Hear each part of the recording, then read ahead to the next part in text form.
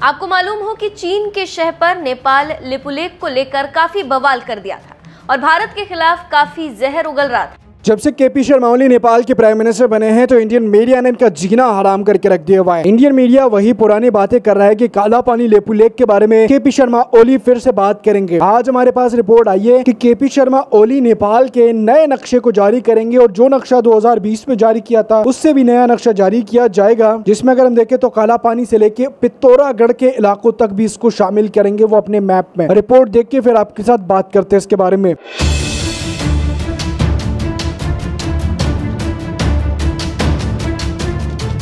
नमस्कार, मैं हूं दिबांजलि मोइत्रा। भारत और नेपाल के बीच जारी सीमा विवाद को लेकर तल्खी बढ़ती जा रही है। इस बीच नेपाल की संसद में बुधवार को देश के नक्शे में बदलाव के लिए संवैधानिक संशोधन किया जाना था, लेकिन अचानक इसे रोक दिया गया और इस पर कोई चर्चा तो दूर, इसे सदन के एजेंडे से ही बाहर कर दिया गया। आपको मालूम हो कि चीन के शह पर नेपाल लिपुलेख को लेकर काफी बवाल कर दिया था और भारत के खिलाफ काफी जहर उगल रहा था।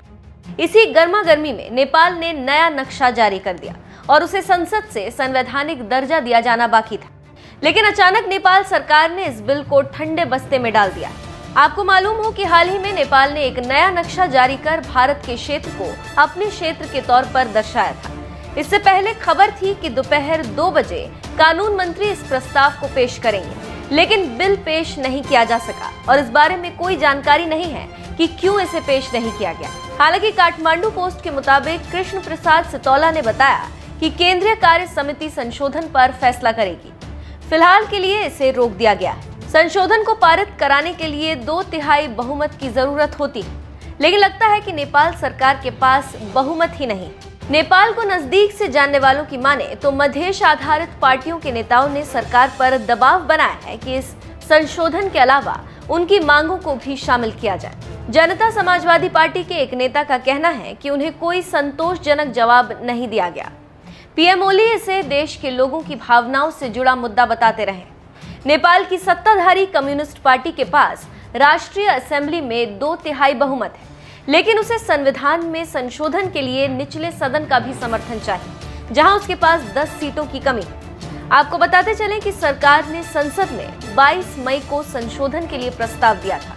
काला पानी, लिपुलेख और लिम्पियाधुरा को अपनी क्षेत्रों के तौर पर दिखाते हुए 18 मई को एक नक्शा जारी किया गया और उसी नक्शे को कानून मान्यता संसद से दिलवाना था, लेकिन ये हो न सका। अब देखना होगा कि इस राजनीतिक घटनाक्रम के क्या कारण हो सकते हैं, ये तो अभी पता नहीं, लेकिन बहुत जल्द इसका पर्दाफाश होने वाला है कि आखिर भारत को इतनी गर्मी दिखाने वाला नेपाल आखिर इतनी जल्दी ठंडा कैसे पड़ गया।